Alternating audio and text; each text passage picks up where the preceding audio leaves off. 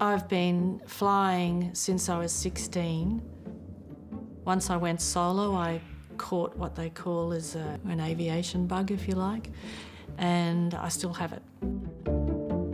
Like anyone else, airline career was something that's at the top of the poll, but it was very obvious from the outset that the airlines at the time were not going to be taking any women as pilots.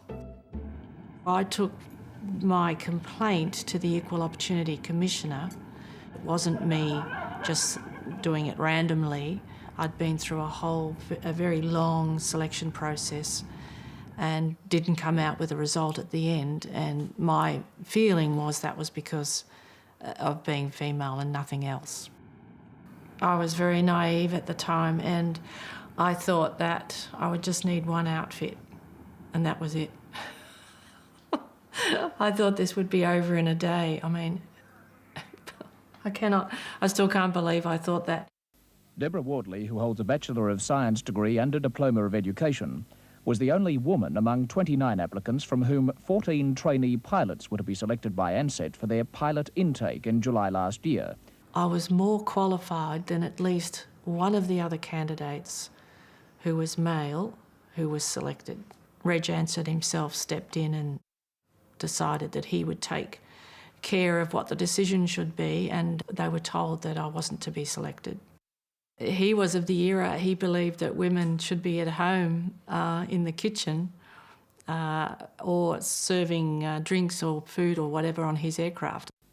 In August last year, Mrs. Lawrie lodged a complaint with the Equal Opportunity Board claiming that Ansett had discriminated against her on the ground of sex in refusing to offer her employment. In a 13-page judgment handed down this afternoon by its chairman, Dr. Ian Sharp, the board said that from the evidence, it was clear that if Mrs. Lawrie had been a male, she would have been approved by the selection panel and appointed by the company. The board said the childbearing potential of women should not be used as an excuse to limit their role in society. Ansett tried to use a lot of arguments for rejecting not only me, but women in general, and that would be that we weren't strong enough, that we would panic in a crisis or an emergency, that we were going to have too many children. Before the hearing started this morning, a group of 10 women from the Working Women's Centre held a small demonstration outside the board's offices in Collins Street, trying to promote Miss Laurie's case. Yeah, the protesting women outside, they were lovely. I was very touched by their support. It was fantastic. I never saw myself as the bra-burning feminist type. I knew I could fly aircraft. I knew I could fly commercial airliner aircraft, and I wanted to do that. So I was really annoyed that I was being held back because I was a female, and that's all it was. I asked Deborah Lawrie what traumas she'd been through during the protracted proceedings of the case. Arranging time off from work to appear, money, all that sort of thing, personal life being intruded upon, I suppose, things like that. I know myself there, I'm actually really pissed off. I can tell by my body language and what I'm saying, and basically I was getting to the point where I was getting just over the whole thing. I went through the whole court process from the Equal Opportunity Board right through to the High Court appeal that Ansett made, and I was eventually victorious in that. The courts ruled in my favour, and I think that was really, really one of the greatest achievements, actually, to win that case. Well, everything's looking good now. You've got a job at Ansett for as long as you like, and a career as a pilot. As long as I pass all the tests, yeah. But you will soon be flying planes in your own right? Yeah, well, I'll be flying today.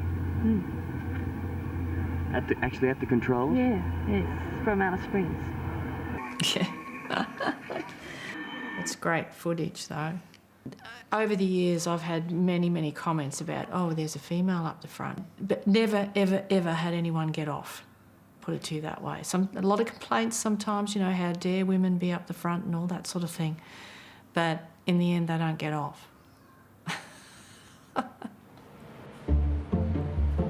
It's only as I have become older over the years that the significance of the case is coming out to me. You know, back when I was a lot younger, that wasn't apparent, but the reactions I get these days, I look back now and I can see how significant it was. Currently, I am the most experienced female airline pilot in the world. I still really love flying, really do.